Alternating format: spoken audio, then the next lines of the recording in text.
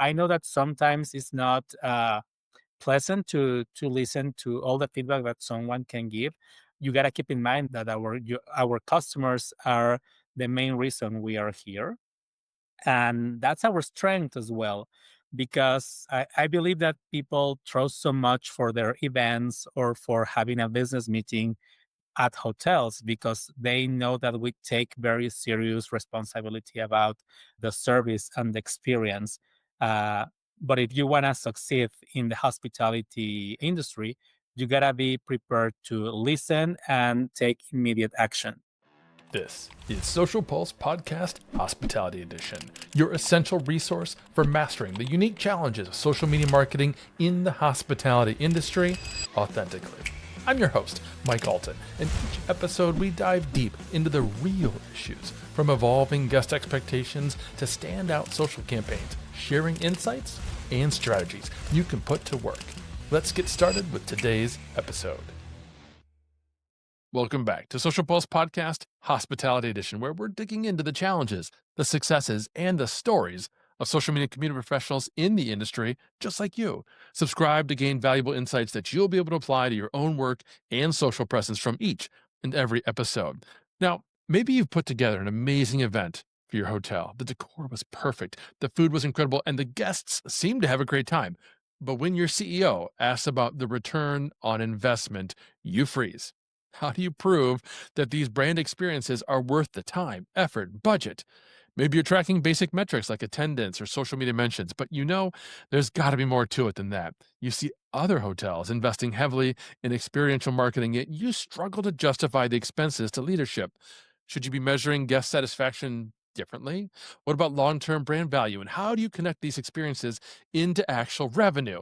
These are questions that keep many hospitality marketers up at night, and that's exactly what we're going to address today. Our guest, Carlos Fájer, Marketing and Communications Director at W Mexico City, has mastered the art of not just creating exceptional brand experiences, but measuring their true business impact. He's here to share his practical approach to proving ROI and identifying the metrics that really matter. Hey, Carlos, welcome to the show. Hi, Mike. Thank you so much for having me here. So thrilled to have you. I'm excited for this conversation and to have someone of your caliber here. What initially inspired your focus on creating these kinds of premium brand experiences? Well, I have to speak a little bit of myself and my past. I actually studied a bachelor's degree in literature, in dramatic literature and theater. So I think that that gives me a perspective, but also I have always in mind creating characters and stages and imagine the storytelling as the base of everything I do. So I think that's the way I ended up in marketing because I feel like I'm always a storyteller. And I think that for successful experiences for our customers, guests, for myself, there has to be this narrative ingredient when something interests me. I love that focus on just the fact that it's all a performance, really. And we have to be telling Yes. stories and inciting emotions in our audience, getting them to feel something as a result of what it is we're doing. Absolutely. It's always a performance. Even when you are just in the front line, not in the marketing department, you are giving this smile and you're interacting with your guests with a unique story where you are welcoming them and your personal thoughts or your personal experience are just behind the stage and you are there smiling and feeling them welcome. Yeah, I mean, that's why Disney calls all their staff characters, even if they're not Ab- dressed in a Absolutely. costume. If they're just, selling churros, they're a character at one of the parks. It makes complete sense. What do you think some of the common misconceptions are then about measuring the success of these kinds of brand experiences in hospitality? I think that we have to educate a little bit our colleagues and make them know that in order to get money, we have to invest money, and that's a difficult conversation. So what I try to do is go and explain a little bit this famous marketing funnel.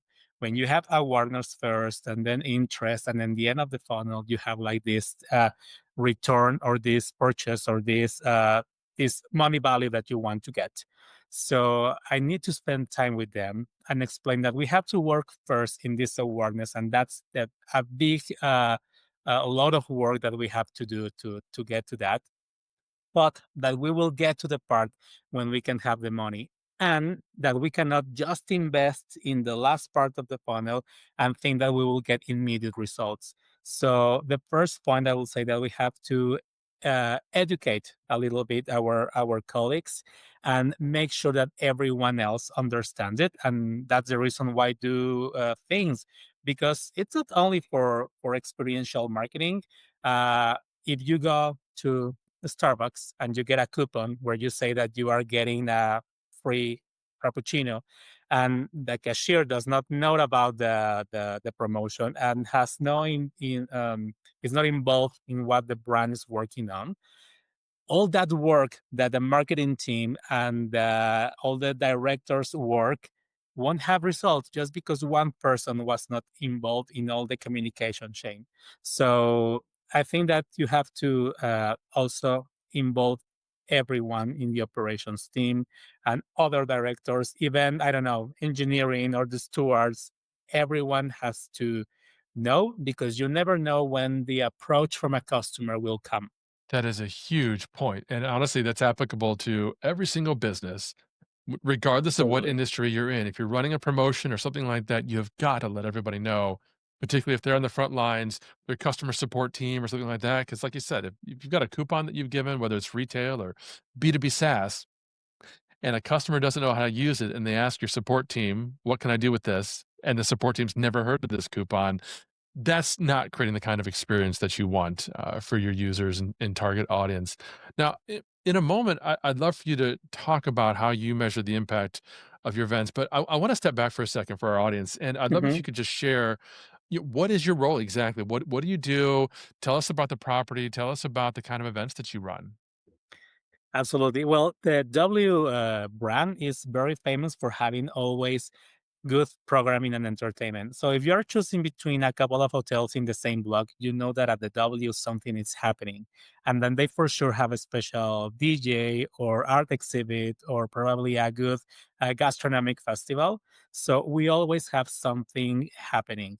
So I'm in charge of creating those that programming and whatever experience we are up to, from a culinary experience to a fantastic imaginary world along with a famous studio like Universal. Some of the things that we have done that been really successful. Uh, so I'm here to create unique experiences for all of our guests. Love it. I've been to the W in Vegas.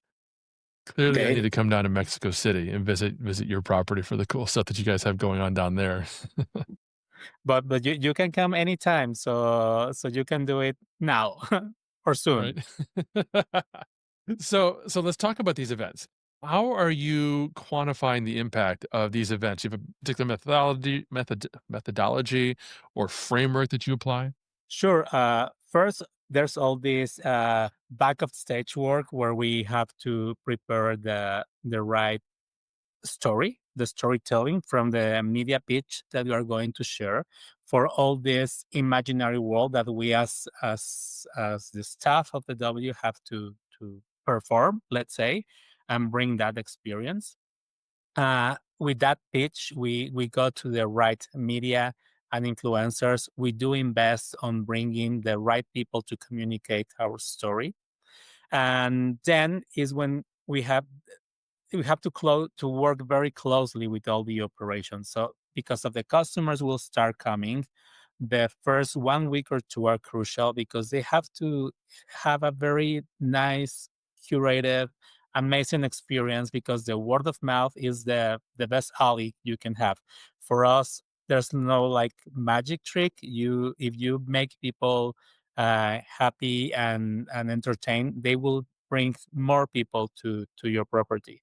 So once you have like that consistency with everyone, people will start flowing, and then is when you just have to be prepared with your numbers, with all the the purchases that you have to make, or all the right amount of food and beverage and having the right entertainment and the DJ, of course, those prices have to make sense. So at the end, you can have a good return of investment.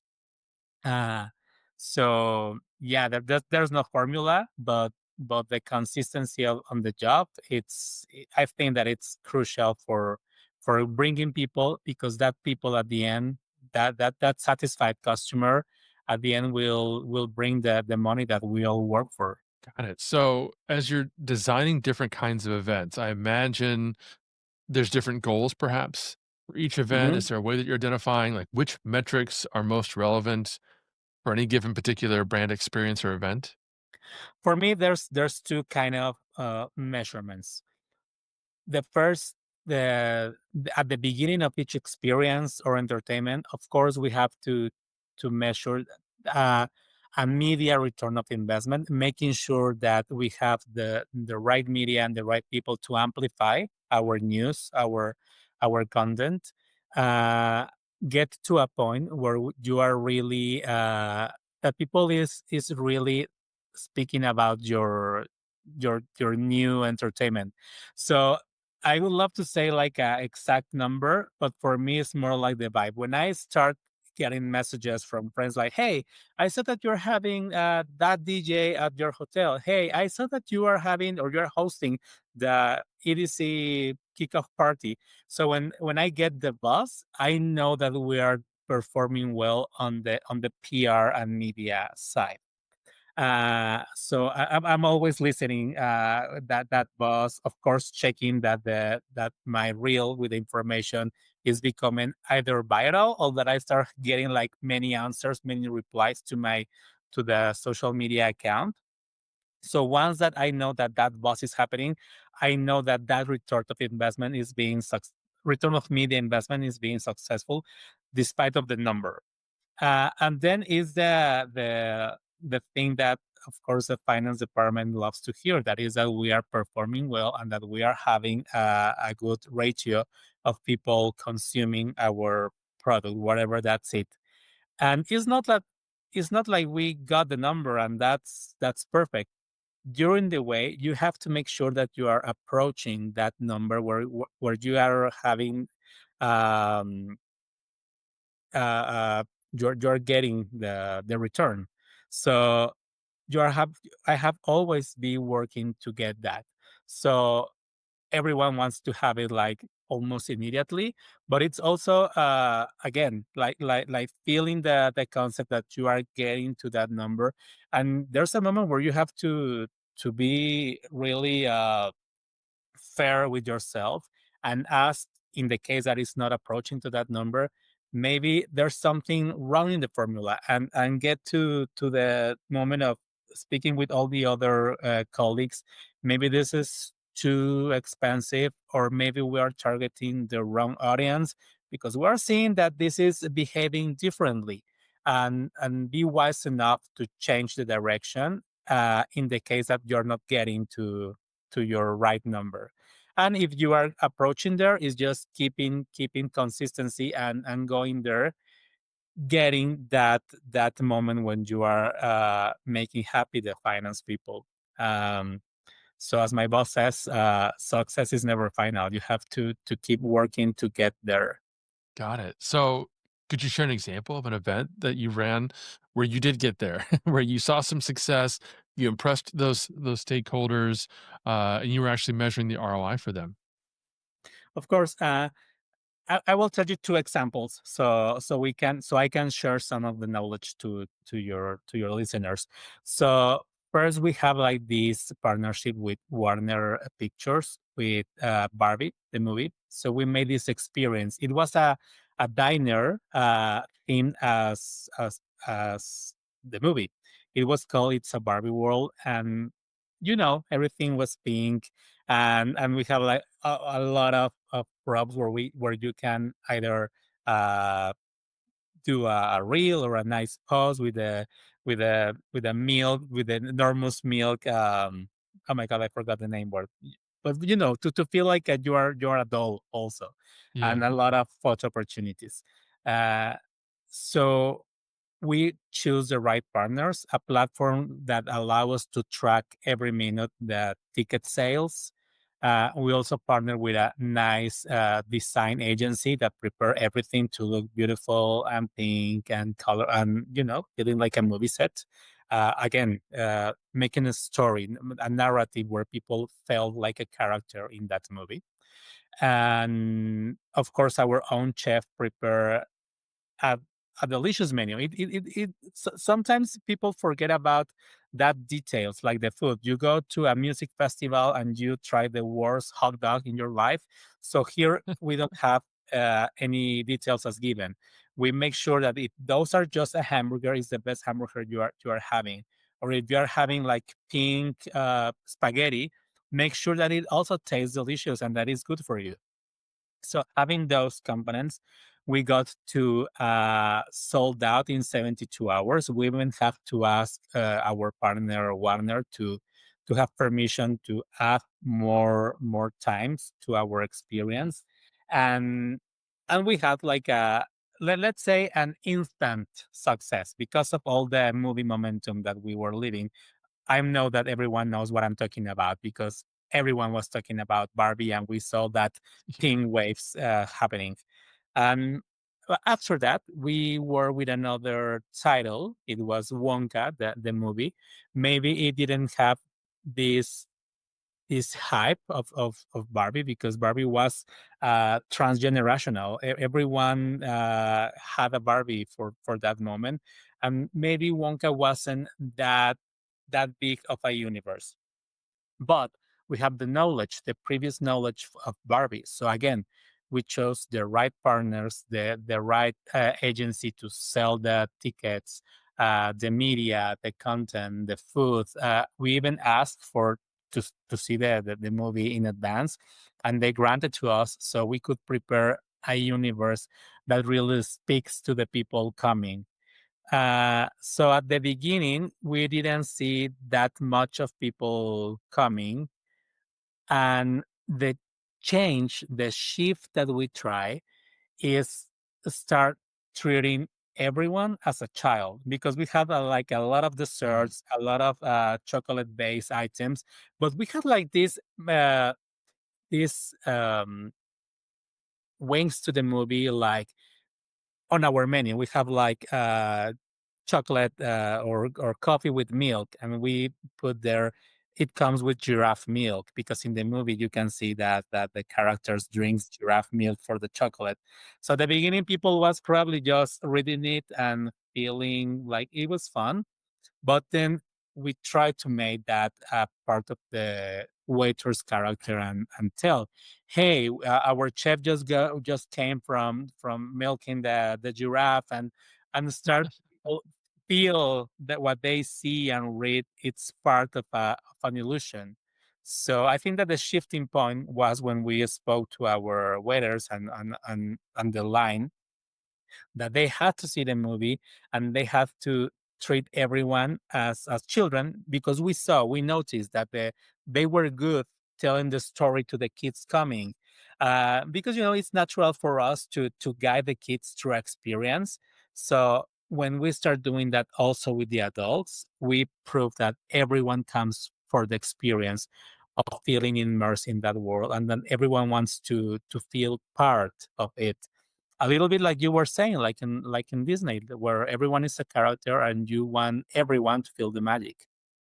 Love that. In fact, it actually reminds me of Andy's barbecue restaurant at Disney, where you are supposed to be a toy in Andy's world from Toy Story. When you go in, and all of the diners and all of the wait staff, they're all participating in this illusion that Andy's there. And if Andy comes, everybody in the restaurant has to stop and be quiet, just like you would freeze as a toy. And I love these examples, Carlos, because you're Yeah. sharing not just the practical tips of working with great vendors and that sort of thing, but you're sharing this nuanced idea of newsjacking trending pop culture things that are going on, like film, and baking them into experiential marketing. I think that's a fabulous idea. Folks, we're talking with Carlos Fájer about experiential marketing, and in a moment, we're going to dive into strategies, audience feedback, and more. But first, let's make sure that you're relying on a social media platform that can truly save you time and resources.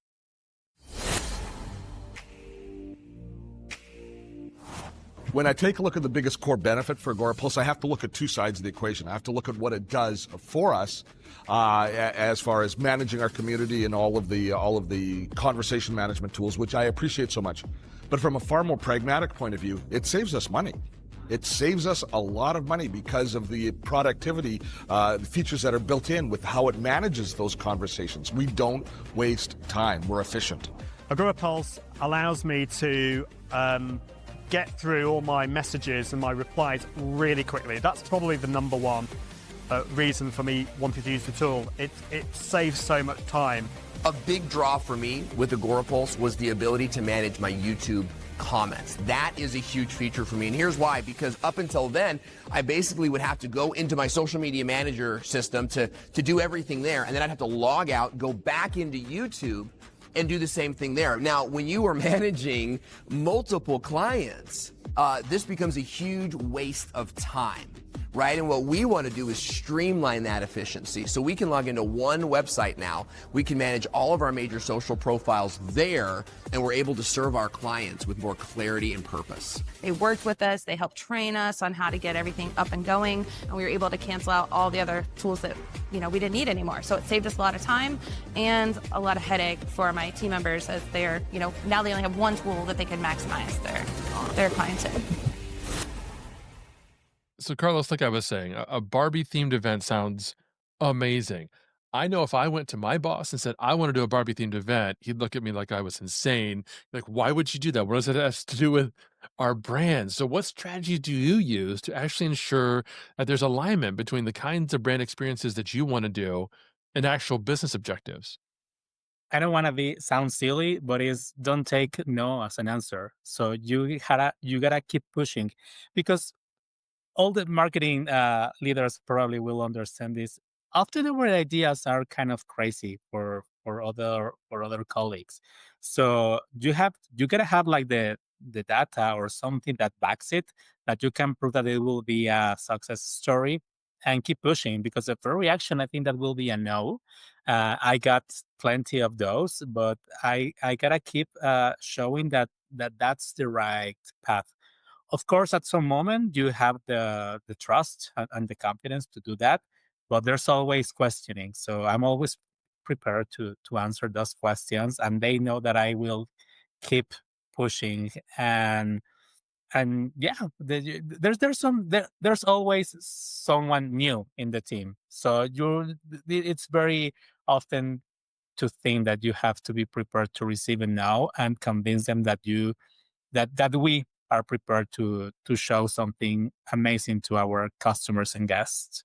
That's actually really, really good advice, because one might argue if you're not being told no, at least some of the time, then you probably aren't pushing enough and thinking more creatively and not creative enough, and trying to think outside the box in terms of what's possible when it comes to marketing, promoting your brand. Now, you talked about getting feedback, listening to folks, your audience. What role does that actually play, do you think, in evaluating the impact of the overall brand experience? Everything. I mean, audience is our client. Those are the people that are paying for the experience. So they are the boss at the end of the story. So you gotta listen them well and know what is trending, what people want, and create that for them. And also, speaking about the service industry, we are always listening to our guests. How was their stay at the checkout? Or to our restaurant customers, how was their meal?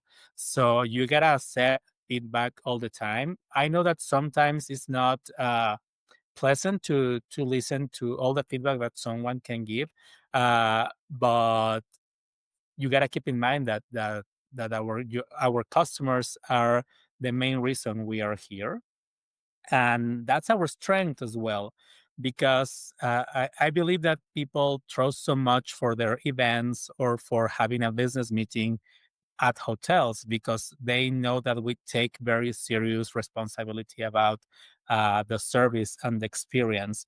Uh, but if you want to succeed in the hospitality industry, you gotta be prepared to listen and take immediate action. Got it. So, are there any tools, digital tools that you're using to help you, like social listening or anything along those lines, and actually measure experiential marketing? Yes, I have an agency that is always doing that social listening. I read that, but also when something is, especially when something's wrong, when someone is not satisfied, that will come up immediately. The negative comments always come first. So again, it's like having a live conversation. So if you are reading a message that is telling you that something is not right, adequate with the quality, with enough quality, or something that is a potential crisis, you gotta respond immediately. And yeah, my agency or my peers know that when something like that comes, we gotta be all involved in that right moment. Uh, so either if that's a social media tool or something that it's happening right now in the property, we gotta act immediately and make sure that that person leaves the place happy. Could not agree more. So, my last question for you, Carlos, I'm just wondering, how are you keeping up with all this stuff, all these changes in marketing, with experiential marketing? Are there any resources that you turn to keeping up with trends and even pop culture trends? Uh, I do. It's not a tool. It's more like a skill that we all uh, marketeers have probably. That it's passion. I'm absolutely passionate about W brand. I love it. I am always thinking through that lens.